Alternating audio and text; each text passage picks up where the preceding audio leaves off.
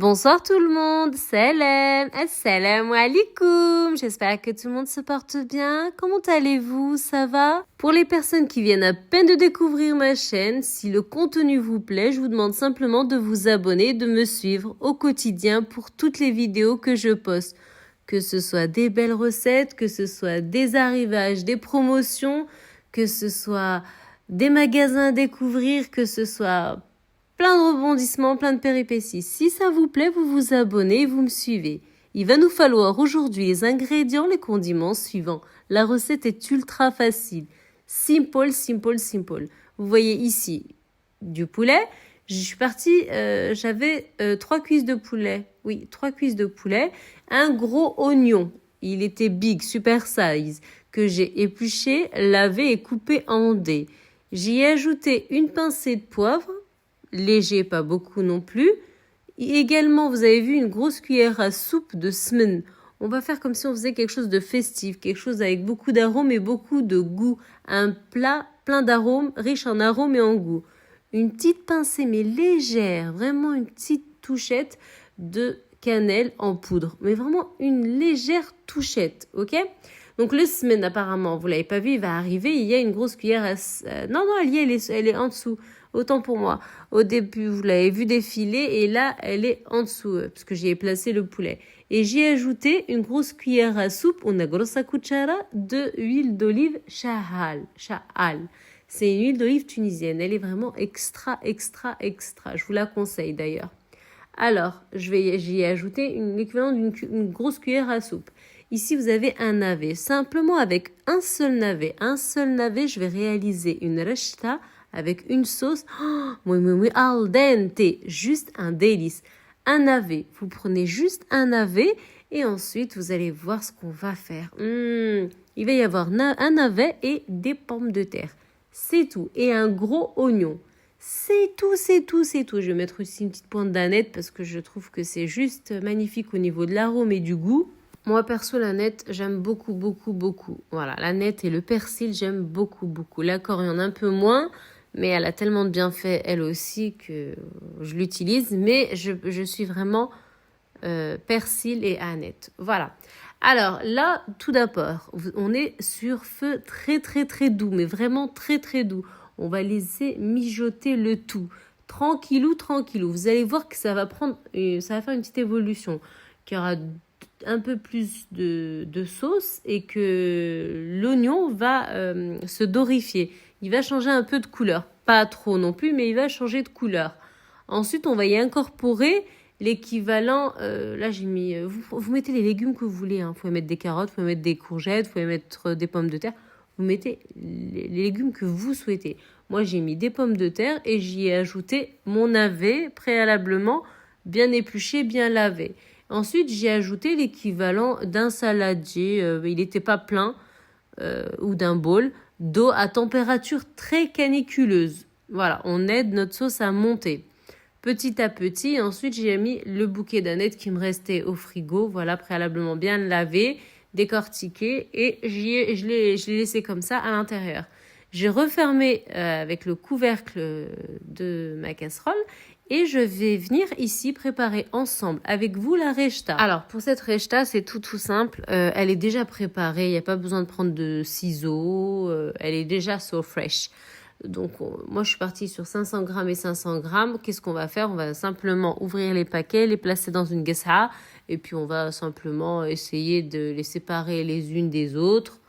Et je vais y incorporer un trait d'huile d'olive shahal, celle que je vous ai présentée tout au début.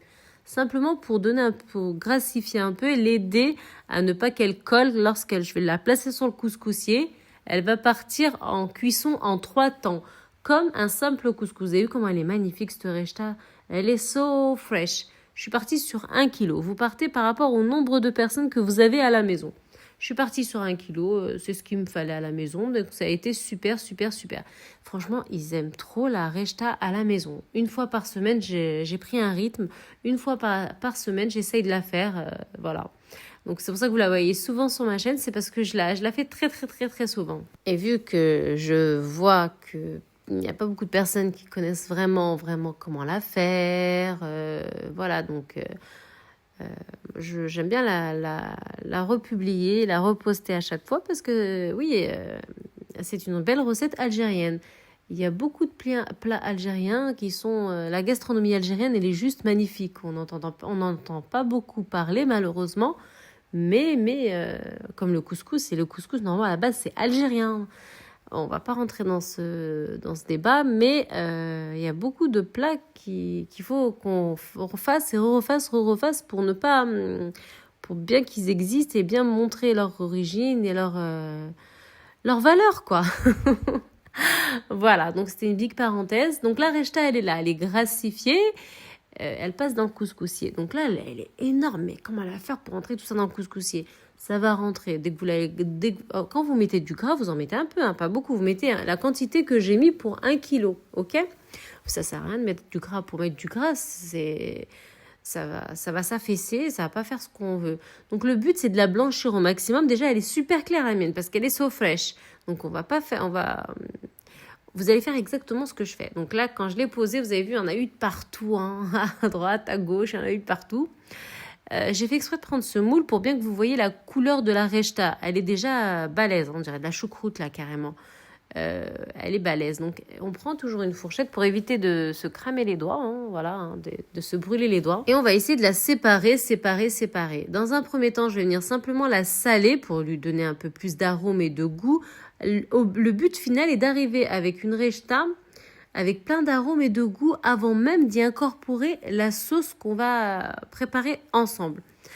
Alors là, voilà, sans dire de la choucroute, hein. C'est pas du tout de la choucroute. Voilà, donc là, vous voyez la qualité de la rechta, elle est vraiment magnifique, magnifique. Vous pouvez même, si par exemple, vous voyez de la rechta en vente dans des boucheries, dans des supermarchés, vous pouvez charger, mettre dans des sachets alimentaires et la placer au congélateur. Elle ne bougera pas, même si la date de péremption, elle est proche. Vous la mettez c'est-à-dire elle est dans 2-3 semaines, vous la placez au congélo, elle ne bougera pas, hein. Elle restera intacte. Voilà, c'était une parenthèse là aussi. Donc là, ma rechta, elle est là, regardez. On va dire que c'est de l'or. Franchement, c'est big or. Donc je la sale et je vais lui incorporer l'équivalent de 300 ml d'eau. Voilà, d'un verre super size d'eau à température normale. Il n'était pas chaud, il était à température normale. Mon eau a été pas chaude, elle était normale. Voilà, c'est la rechta qui est bouillante, hein. C'est pour ça que je suis avec une fourchette. Ensuite, on va partir sur une deuxième cuisson. Voilà, la deuxième cuisson qui est très très très importante d'ailleurs, où on va la laisser un peu plus qu'au début. Au début, je l'ai laissé 10 minutes. La deuxième, je l'ai laissé 15 minutes. On va la laisser bien cuire. Et ensuite, on va venir la sortir pour la retravailler. Alors, direction le feu. Là, elle va partir sur le feu. Donc, on est toujours à feu normal là-bas. Pendant qu'elle est sur le feu, bien entendu, avant de la préparer, normalement, le poulet, il est à mi-cuisson. Donc, pendant que la deuxième phase de cuisson de la rechta, à la fin de ma deuxième phase, je vais retirer le poulet et laisser tranquillement les légumes continuer à cuire. Et ensuite, je vais retirer mes légumes quand on arrivera à la troisième cuisson. C'est progressif. En vidéo, vous ne le voyez pas. C'est pour ça que je vous l'ai dit. Ça, c'est au niveau de la troisième cuisson. Dès que j'arrive à la fin, c'est pas dans l'ordre, je vous l'accorde, mais voilà l'évolution. Vous voyez à peu près la rechta comme elle évolue. À la fin, quand j'ai retiré le poulet et que j'ai retiré les légumes, j'y ai incorporé un bâton de cannelle. Là, on arrive à la fin. Voilà, on va partir sur la troisième cuisson. Donc là, la rechta, je vais l'ouvrir à l'aide d'une fourchette. Et tout simplement, je vais l'arroser avec l'équivalent de 2 bols de sauce plein, ou semi-plein. Moi, je préfère blinder. Et vous les passez en passoire pour pas qu'il y ait de morceaux d'oignons ou autres qui sont restés à l'intérieur de la casserole. Et bien entendu, quand j'aurai incorporé la sauce, je vais avant incorporer le beurre. Voilà, pour la rendre plus tendre. On peut incorporer le beurre à la fin, après la troisième cuisson. Mais moi, j'ai voulu l'incorporer ici pour bien qu'il pénètre à l'intérieur de ma rechta. Et que dès que je la démoule à la fin, elle est directement prête. Et elle est posée sur assiette.